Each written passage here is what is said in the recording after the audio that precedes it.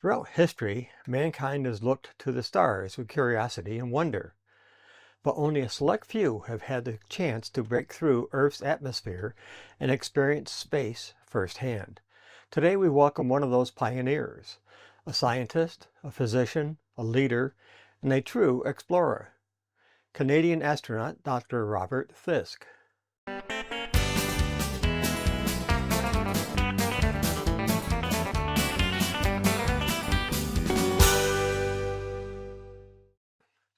Robert Thirsk's journey to space began with a passion for science and discovery.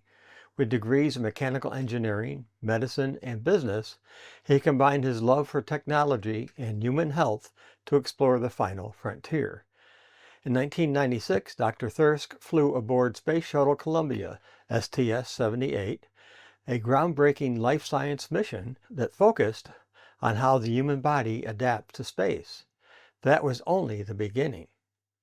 In 2009, he made history again, spending a record 188 days aboard the International Space Station, the longest mission ever completed by a Canadian astronaut. As a flight engineer, he conducted vital research in microgravity, paving the way for future deep space exploration. Robert's contributions go beyond spaceflight. As an advocate for education and STEM, he has inspired the next generation of scientists, engineers, and explorers, proving that space belongs to all of us. And today, you get to hear from him firsthand. Get ready for an out-of-this-world experience as we welcome Dr. Robert Thirsk for an exclusive chat with an astronaut event right here at the Kennedy Space Center Visitor Complex. Okay, good morning. Morning. I trust everyone is enjoying winter in Florida. Beautiful. Well, we'd like to welcome you all here to the John F. Kennedy Space Center. I don't think there's any other place in the world that does what we do right here in this room. And that is to say, you can come here twice a day, 7 days a week, sit down, and meet a veteran astronaut and ask that astronaut any question on your mind. Anything from launch to landing, crew selection, mission training, how's the food up there, anything on your mind. So if any of these questions should occur to you during the presentation, please feel free to go ahead and raise your hand. I will bring the microphone to you, and our guest will answer those questions for you. Now, our guest hails originally from Westminster, British Columbia. He holds, hey, there we are. Okay, Bob, they're out there. He holds degrees in mechanical engineering from the University of Calgary and MIT. He also holds a doctorate of medicine from McGill University. He was selected by the Canadian Space Agency as an astronaut in 1983, and he's flown on 2 flights. STS-78 in 1996 carried the Life of Microgravity Space Lab up into orbit, and he then served as a member of the Expedition 20 and 21 crews on board the International Space Station, where he spent 188 days in space. And he is with us today to answer your questions. So ladies and gentlemen, please welcome our special guest, astronaut Bob Thirsk.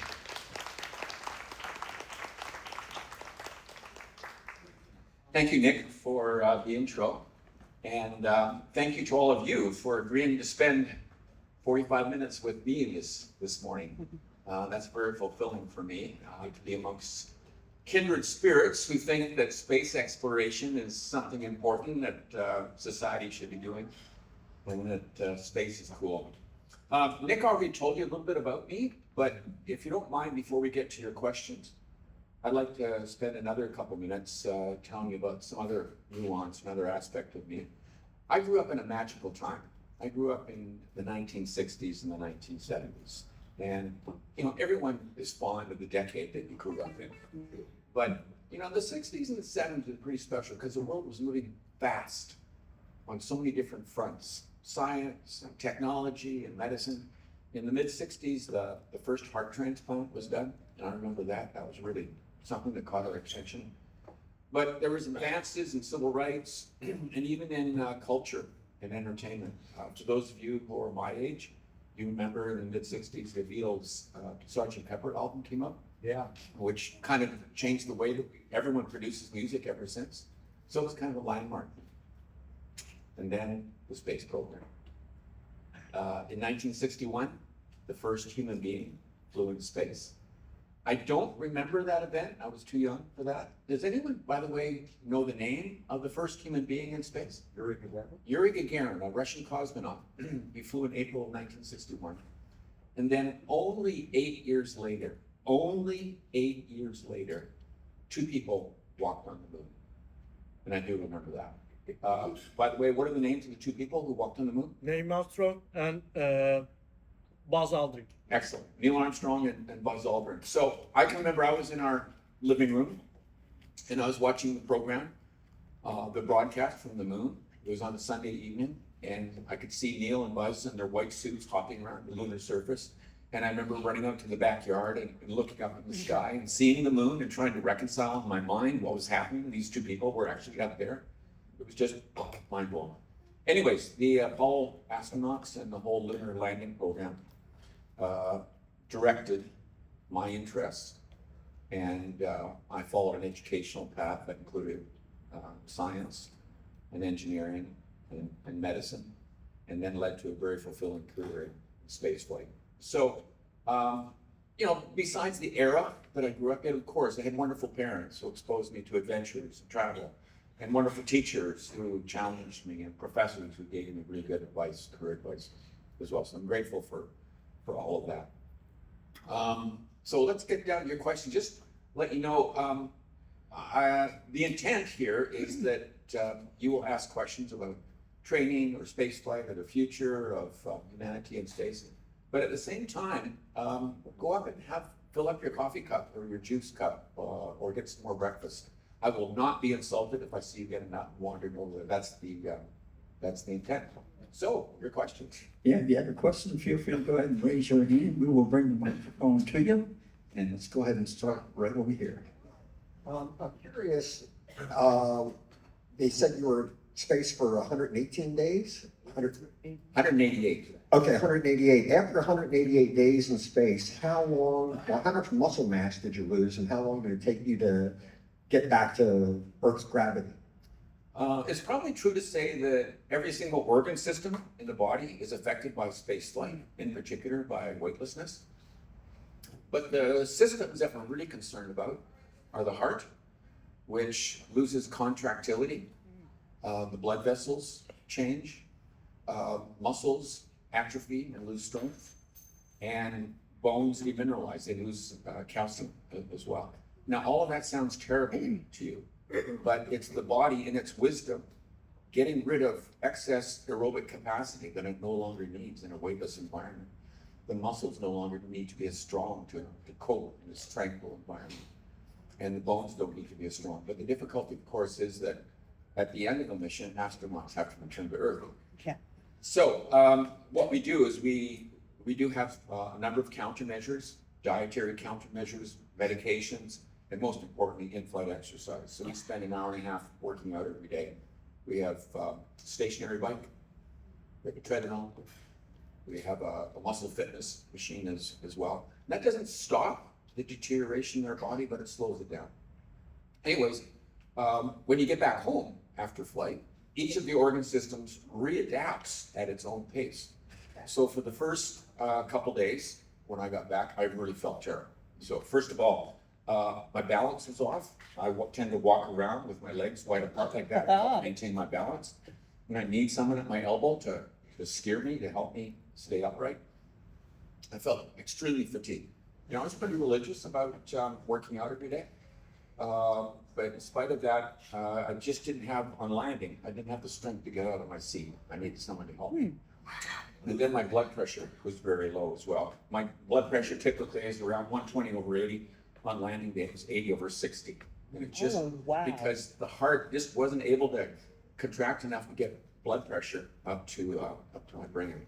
So that sounds terrible as well. But the good news is that all of that comes back after 12 or 24 hours back on the ground.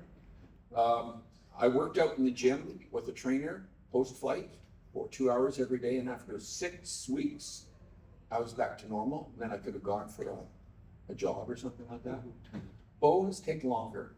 So for every month that you're in space, it takes 3 months back on Earth to regain the calcium that you've lost. Yeah, I felt pretty miserable for the first few days after flight, and then the body slowly regains the pre-flight conditioning over weeks and months. Okay, question right here, young man. What happens when is there like a huge tank for when you go to the bathroom, or does it float out into space? So, excellent question. In a spacecraft, we really need to conserve water and air and a few other things as well. So we recycle them. And that might sound gross to you, but we keep breathing the same air over and over again. We remove the impurities out of the air through a really good air conditioning system, remove carbon dioxide. You'll learn about that later in school.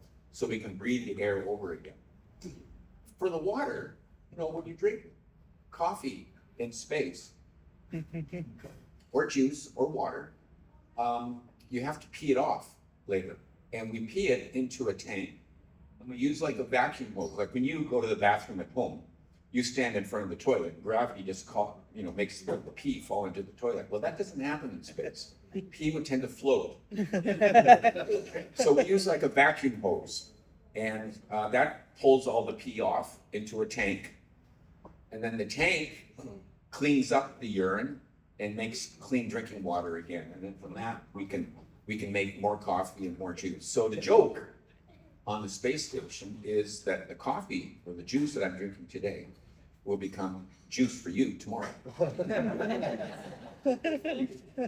People laugh when you talk about pee floating in space. Don't laugh till it's happened to you. Do you have a question? You have a question. Can you talk to us a little about the criteria that you have to go through to even be in the space program and to be selected as an astronaut?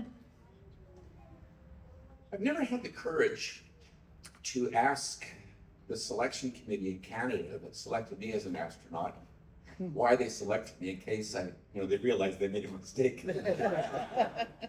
But the astronaut profession is pretty unique. And what we're looking for are people who have really strong background in science, engineering, healthcare, aviation, of course, and even recently teachers as well. It's quite competitive to be selected. So actually several university degrees are often required. I can't think of any astronaut that I know that doesn't have 2 or 3 graduate university degrees as well. So you have to have a strong academic background in one of those fields that I just mentioned, as well as some work experience as well. Secondly, you have to be in good health.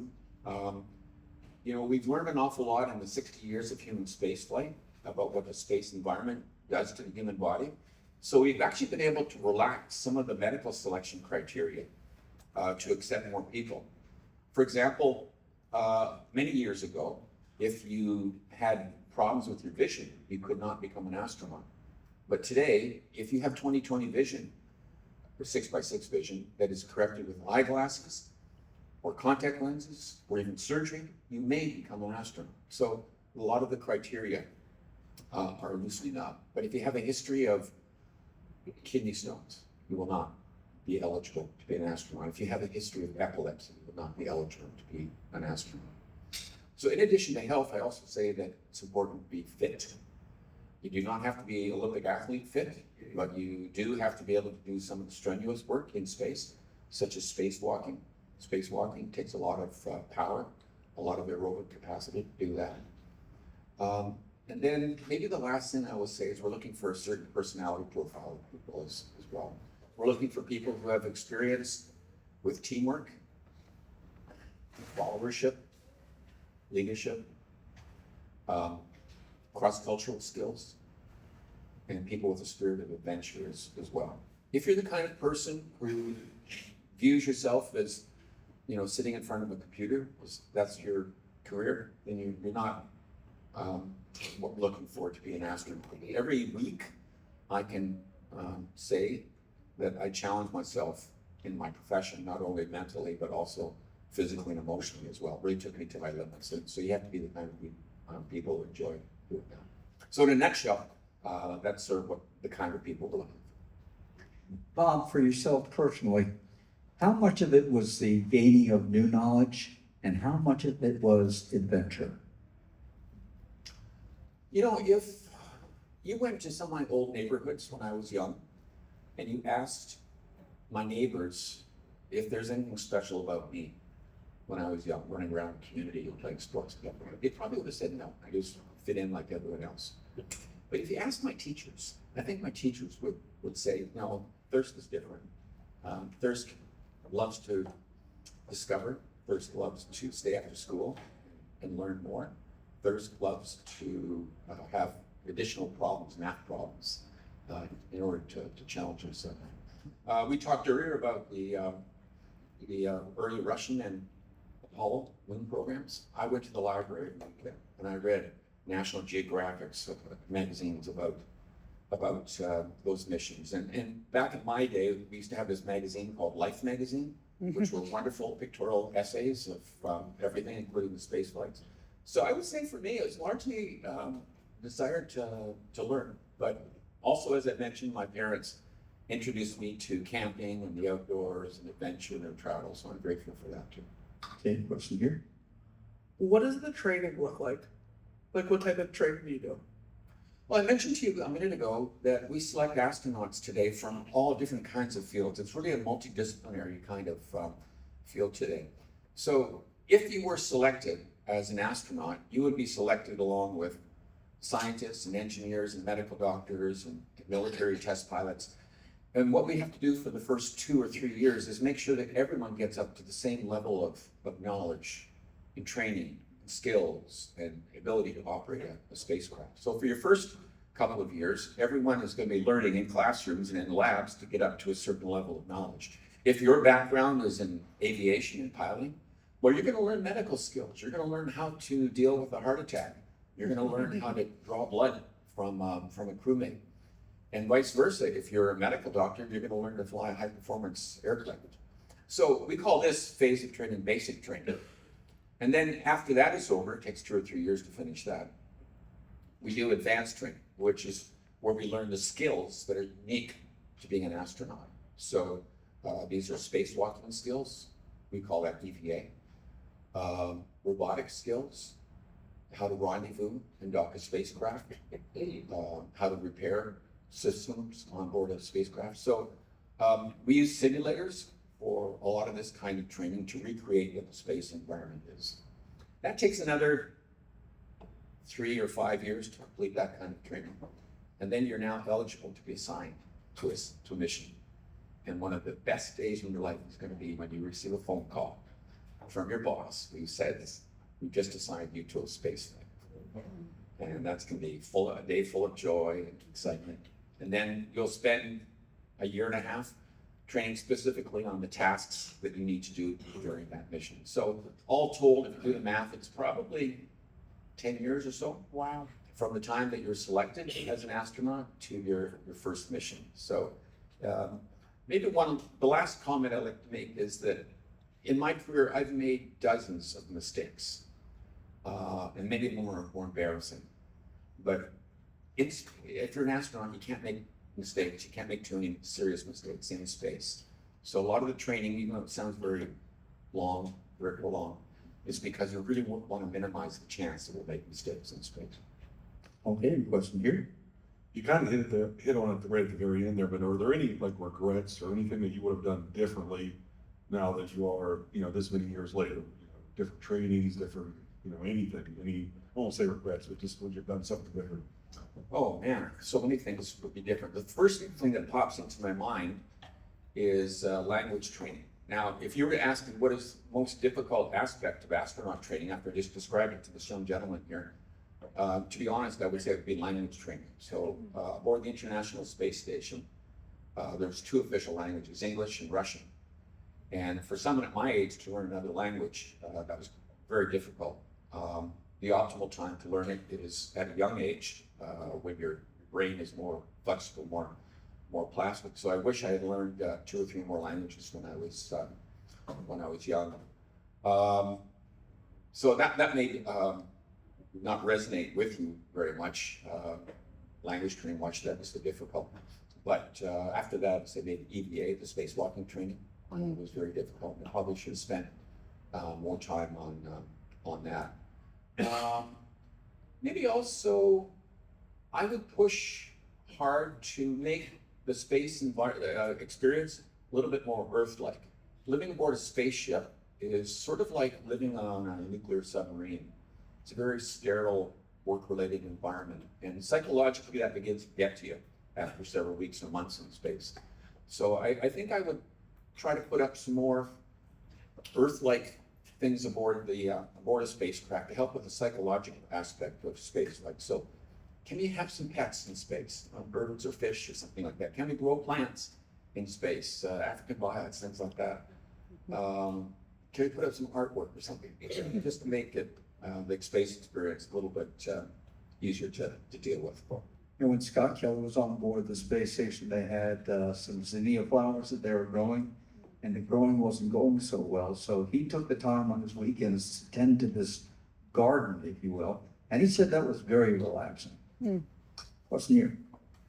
Yeah, I just wondered just how really enjoyable perhaps is the weightless experience, and also if you did an EVA, what is that experience when you're just outside?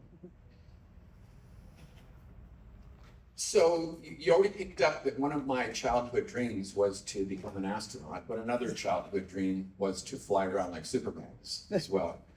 And when you're in space, you realize that dream as well.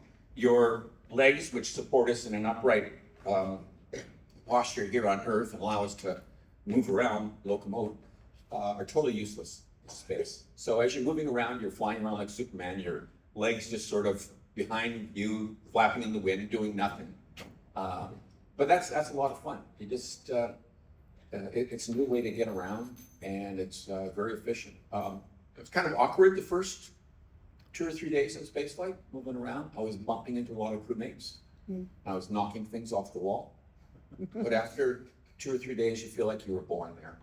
You quickly adapt. I did all the training for spacewalking in the big pool. We'll talk about it at the lecture that I'm about to give in about 45 minutes. But I never had the opportunity to do one myself during my 6 months aboard the station. There was never a need, but I have talked to some friends, and they said on their first spacewalk, the first 10 minutes are horrifying. And the reason for that is that you come out of the airlock and you see the Earth down there, and you have this feeling you're falling. You're falling from the space station down to the Earth, so it's terrifying. But quickly they focus on the area that they're working on. They mentally say, "Hey, I'm connected with 2 tethers. There's no way I'm going to fall." They get off around that, but the initial 10 minutes are terrifying, and then after that, it's extremely enjoyable. Okay, question right here. So what's the difference with launch on a space shuttle and Suez? So I don't know what your schedule's like for the rest of the day. If you can come to this lecture in about 45 minutes, I will answer that question. But if you can't make it, let me just in 1 minute say that the space shuttle is a magnificent vehicle. And I understand why we had to retire the space shuttle, but it's the most capable space vehicle we've ever had, and also the most beautiful one as well. The adventure of launch on the shuttle is unique. First couple of minutes, there's a lot of noise, a lot of shaking. Because of the power from the 2 solid rocket boosters, they look like Roman candles that are strapped out of the side, and they are dangerously powerful. And on my first flight, I was kind of naive, and I posted a checklist on the wall to meet it in front of me. If we had to do something didn't go well during ascent, these are the steps that I need to follow. But it was useful to put it there because during launch, it was going like this. So I couldn't read it. So there's a lot of noise, a lot of vibration, and the G-force is pushing you back in your seat. The Soyuz vehicle, which I had the privilege to launch from Kazakhstan on my second flight, is like 1970s technology. And it's very smooth.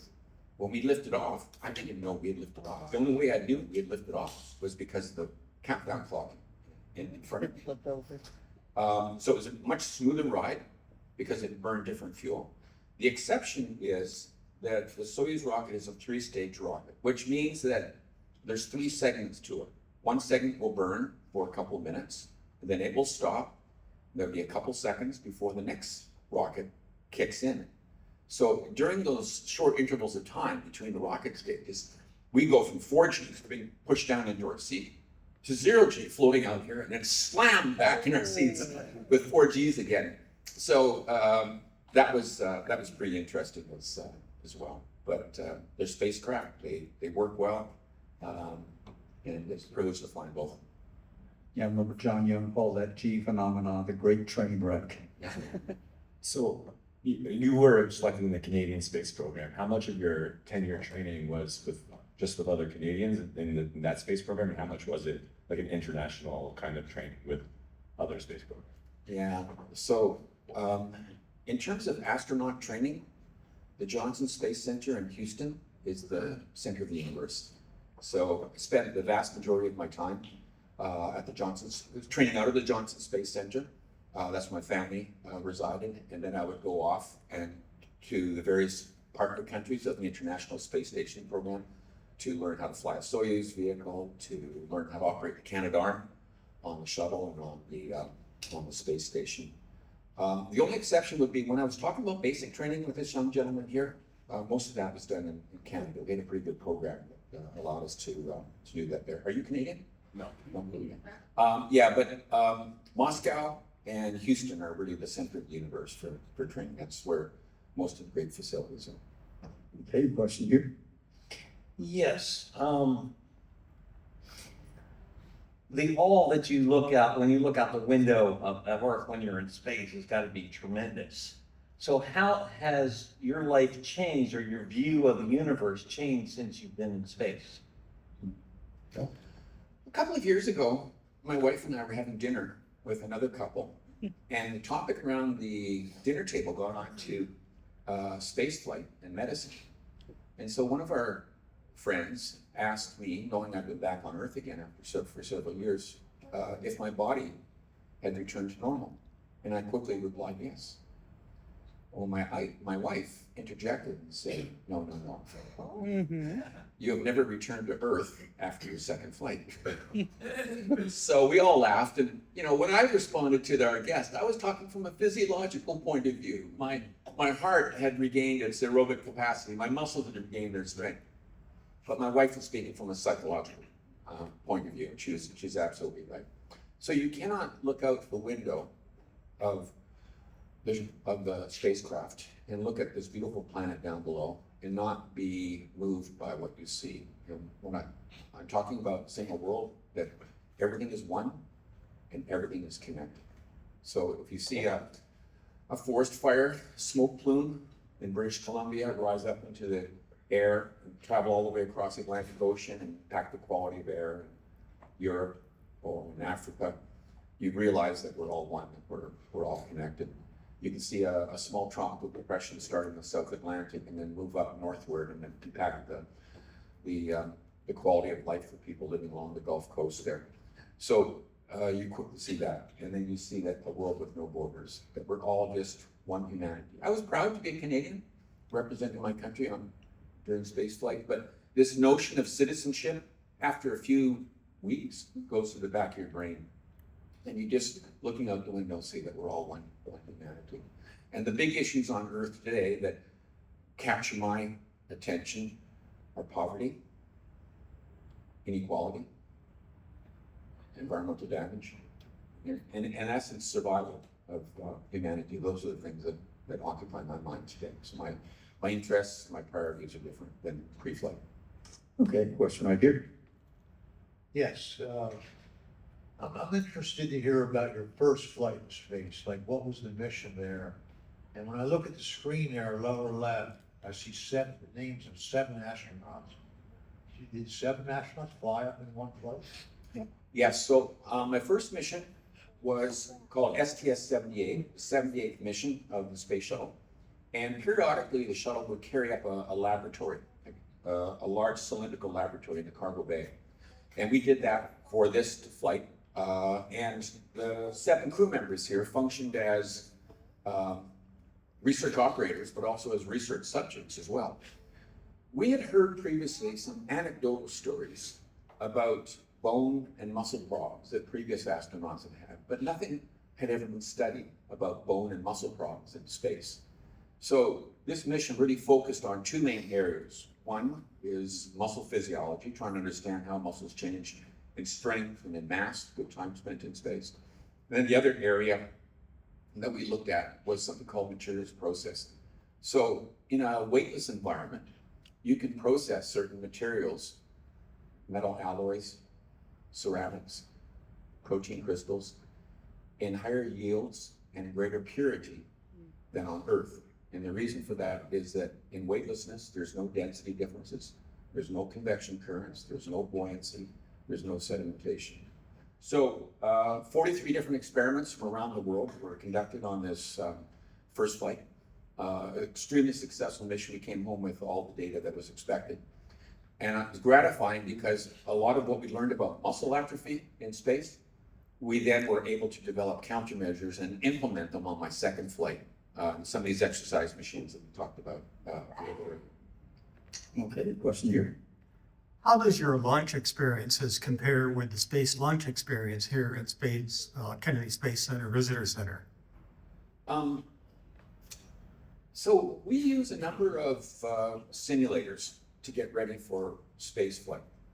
There is no simulator on Earth that can replicate weightlessness. But we have other simulators that can use the actual data flow, the actual software of the actual space vehicle that can recreate the displays, the sounds, even give you some of the feeling of the forces of launches as well by tilting back and forward. And we use those simulators very, very well. We train incessantly. We train not that we can learn how to do the procedures properly in space, but so that we cannot make a mistake. And so the training is very good. On both of my flights, on launch day, I remember walking out to the launch pad with a great deal of confidence because of the quality of the training that I had had. For me, I really enjoyed operating the Canadarm2 in space.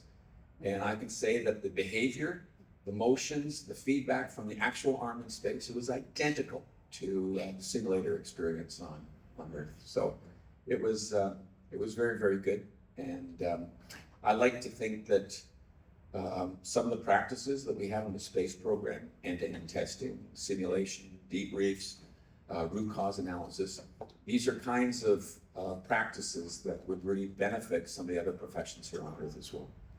Question over here. We know the dangers of radiation in space. Did you suit you wore on your space mission provide as good protection as the ones made with today's technology? Have you experienced any health programs related to radiation? Thank you.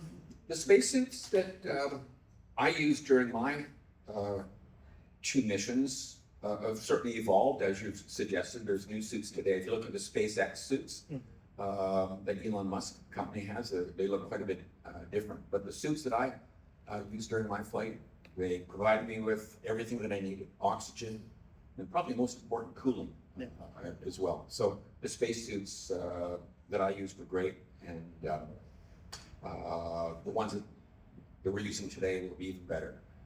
The one concern I have about spacesuits is when we go back to the moon and Mars, because as you know, the surface of the moon is covered with dust, and so is Mars as well.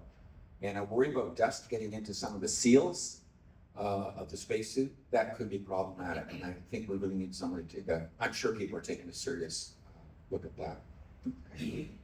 You raise a point about ionizing radiation. So a few minutes ago, I said that most of the effects of weightlessness induced physiological changes are reversible once you get back home after several months.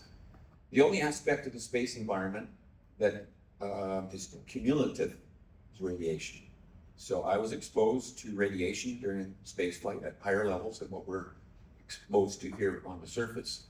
So I'm at a slightly higher risk of developing genetic mutations in my reproductive organs, of developing cataracts in my eyes, and of developing certain radiation-sensitive cancers as well, thyroid cancer, leukemia, for example. So that sounds terrible, but the good news is that I have a pretty thorough medical exam, even in my retirement years, once per year.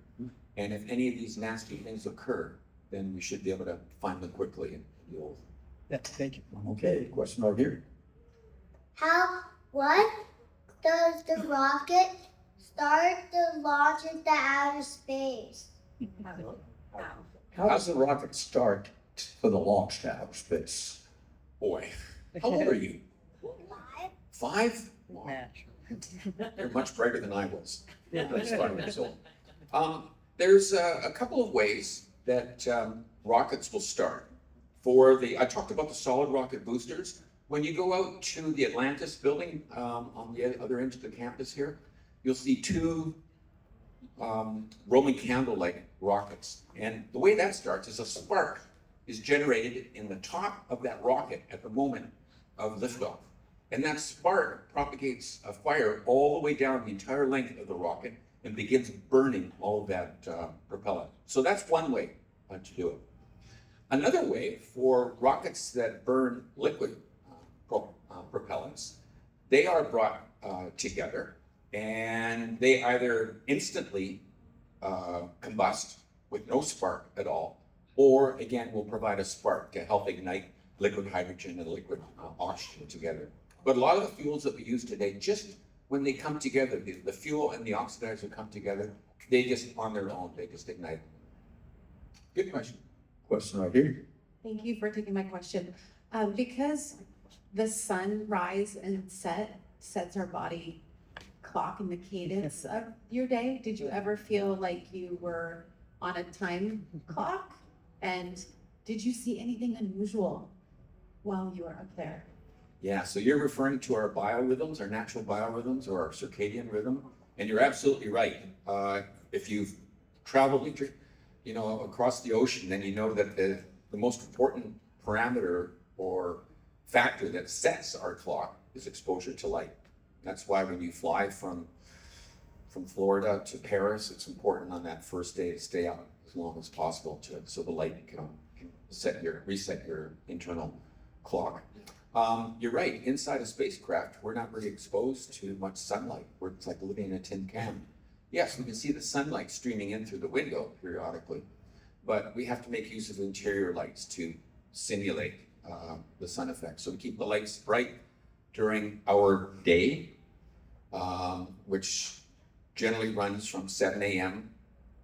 Greenwich Mean Time until 7 p.m. Greenwich Mean Time, and then we dim the lights or turn the lights off in the evening as well. The other thing that sets our internal natural clock is habits or routines throughout the day as well. So the timing of breakfast, the timing of lunch, the timing of dinner, when we do our exercise period, those are not as powerful as light, but they're also help to set our rhythm. So we try to have a routine, a life routine as possible in space. No, I never saw any aliens in space. Once in a while I would look out the window and I'd see something unusual floating by, and I thought, well, that's odd. But I just look at it, stare at it for several seconds, and I realized, oh, that's a piece of cloth floating by, or it's a chunk of ice that broke off and it's floating by. So I do believe that there is likely to be alien life forms out in our Milky Way galaxy. There's such a good chance of another Earth-like condition being out there with life that might have evolved, but I've never seen solid evidence that they've visited us. Okay, you got time for a couple more questions? I have 3 questions. How about one? We'll start with one. Start with your best How one. do your showers? So aboard a spaceship, well, let me ask you a question. Do you like camping? Do you like living in tents and in sleeping bags? No? Well, if you do like camping, then you would be a great astronaut, because living in space is like camping out. It's not like staying at a 5-star hotel. It's a little bit more rustic than that. So I forgot the question already. Yeah, showers in space. So aboard a spacecraft, there's no running water, and we have no bathtub, we have no shower, we have no washing machine, we have no dryer, we have no fridge for food, we have no freezer for food. So what we do to clean ourselves, and it is important to clean ourselves every day, particularly after we've exercised, is we get a washcloth, and we have a hose, and we wet the washcloth with water. We then put liquid soap on that washcloth, and then we scrub our body down from head to toe with the washcloth once per day. And that gets rid of most of the sweat, most of the grime, but not all of it. And I can remember on the day that I landed after my 6-month mission, I was reunited with my family, and they came running up to me, and they hugged me. They said, "Oh, Dad, it's great to see you again." Then they said, "Oh, Dad, please take a shower." Nice to be home, isn't it? We got the last question right here. Thank you. From all of your preparation, your academic, your physical training, even the professional and personal training that you went through, what was the most difficult aspect, and how did you face that challenge? Well, I'd like all the younger people to listen to my response to this question here. And that is that I encourage all of you to think about what you'd like to do in life. Talk to your parents about it, talk to your teachers about it, and then work towards that dream of becoming an astronaut, becoming a chef, or becoming a mayor, or becoming a school teacher, whatever it is, work towards it. But realize there's always a sacrifice that you have to make. In order to pursue any dream, you have to put something else aside because of limitations of, well, time, energy. So there's always a sacrifice to make. For someone with my interests, science and engineering and exploration and innovation, I think I had the best job in the world. But there's always a sacrifice to make. And in this case, I didn't pay the sacrifice. It was my family that paid the sacrifice. Because as we talked about training a while ago, I spent half my time away from home, training in Germany or Japan or Montreal or Moscow. So I missed a lot of school concerts, I missed a lot of hockey games, I missed a lot of other sporting events. I wasn't able to deal with hot water tanks that ruptured or car accidents.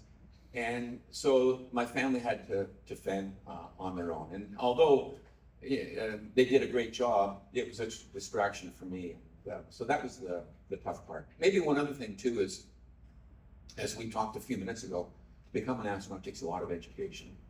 And a lot of my peers went on and progressed marvelously in other areas where I stayed in college and university for a little bit longer because I was pursuing my dreams. So that was the other things that had to be sacrificed, but the sacrifices are very, very small compared to the benefits that accrue to me and to my country.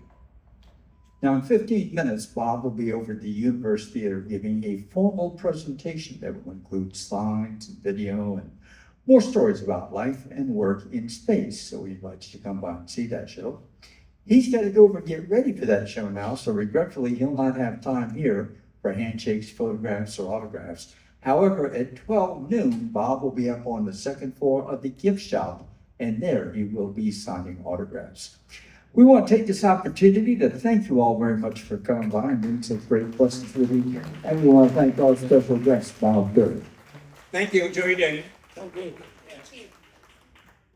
What an incredible journey we just experienced with Dr. Robert Thirsk.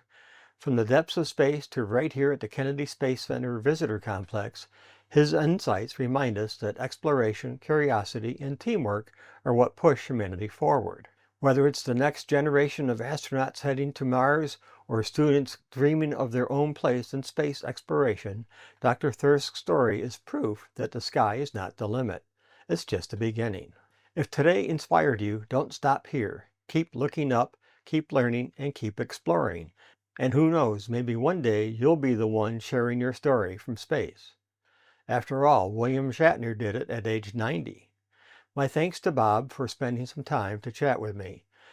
In a surprise twist, we discovered that we know some of the same people from my hometown area in Western Massachusetts, even though he is Canadian. Please like, subscribe, and hit that notification bell so you don't miss more journeys on our channel. And if you like, you can buy us a cup of coffee by using the link below. Thanks for watching, and we'll see you next time.